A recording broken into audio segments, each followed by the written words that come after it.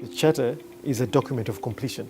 Now, there are many, many boxes that we have to check there, and not just in a perfunctory way, but substantively provide all of the elements that make sure that we meet all those requirements. If it's number of students, if it is the physical infrastructure, if it is the number of programs, if it is the quality of programs. The charter is the epitome of a journey of a university becoming an independent entity that gives it authority to have its programs, hire people, govern itself.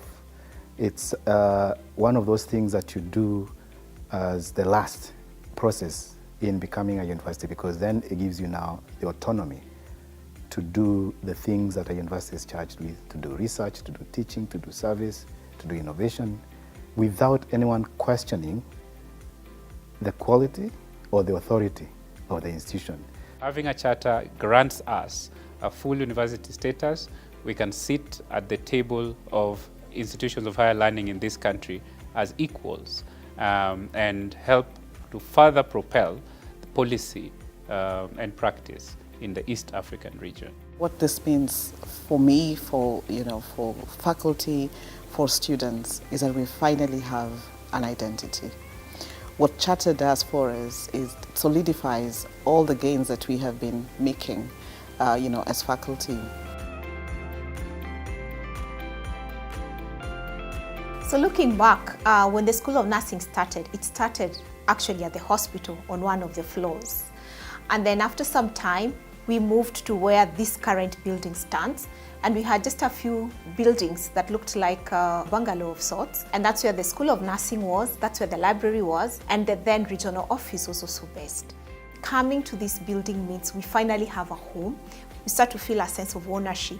We start to feel a sense of belonging, and we sort of feel settled and a lot more comfortable to do what we do best, and that's provide good quality education for our nurses and midwives.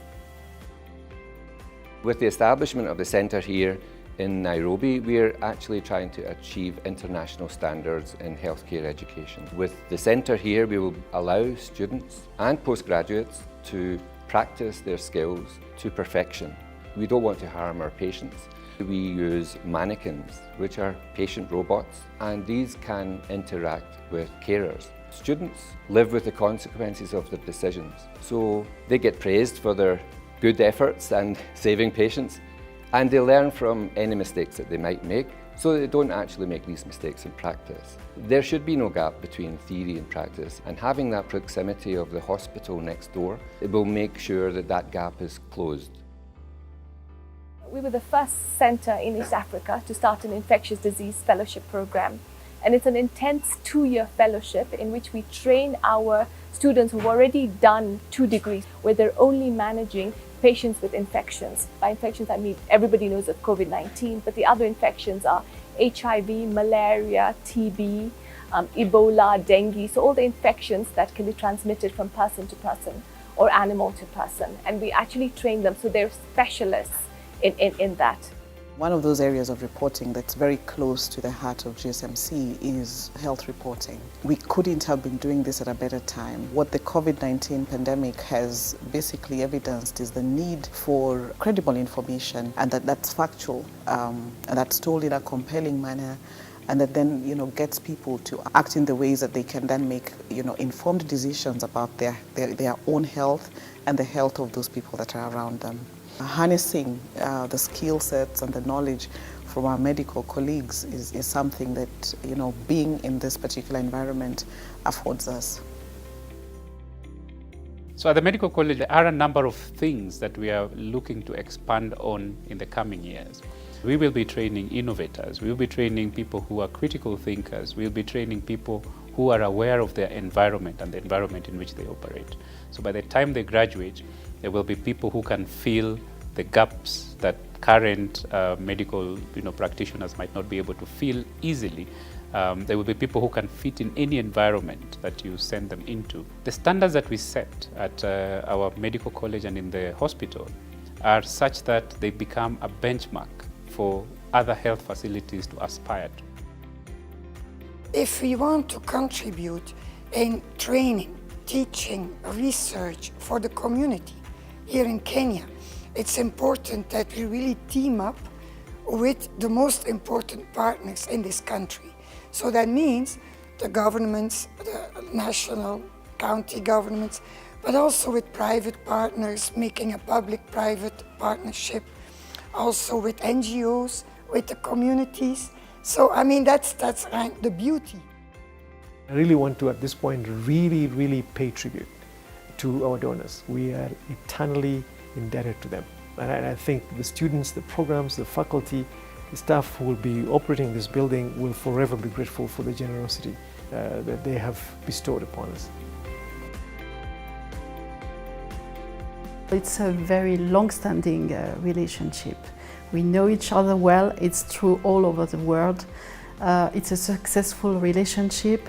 It's true in East Africa, where AKDN is so active, and indeed Kenya is a key country for this cooperation to happen between your institution and France. On the top of it, I would say it's also one of our most dynamic partnerships in terms of cooperation with a private institution, and it's also key to the success of our partnership and projects. Our partnership started 10 years ago. We already have a good outcome to show, and one of them being the Center for Cancer and Heart Disease, and where Agence Française de Développement, our key development agency, took a major part in the financing. The building is very unusual in the sense that it's pulled apart and has these open air spaces, an open air atrium, a courtyard, an amphitheater, terraces that overlook these spaces. So you really have strong connectivity and visibility both horizontally and vertically throughout the building. We used the Meru oak tree as the primary tree in the courtyard, and that's an endangered species that's endemic to Kenya. It's not really found anywhere else, but it's in danger of disappearing because of over-harvesting for timber. Having the Meru oak as that tree gives the university an opportunity to say, we're helping to reestablish the species and preserve that species. And I think that's a special dimension of the project.